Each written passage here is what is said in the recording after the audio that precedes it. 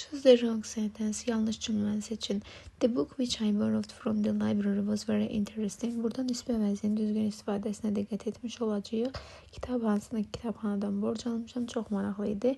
Orta cins olduğu üçün which ilə təyin olunması düzgün hesab olunur. The student whom the teacher praised felt very happy. Müəllimin təriflədiyi şagird çox xoşbəxt hiss etdi. Şagird canlı olduğu üçün whom-la təyin edirik və bu düzgün qeyd olunmuşdu. The house whose roof was damaged in the storm is being repaired. Ev hansının ki damı zərər görmüşdü, qasırğada təmir olunub mənasını verir. Whose təbii ki həm canlı, həm cansız isimdə təyin oluna bilirdi, düzgün hesab olunur. The woman who lives next door is a famous writer.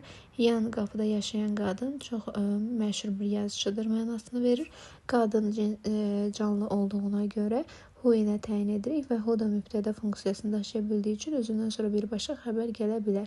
Mark's father bought the car what Mark had liked before qeyd olunur.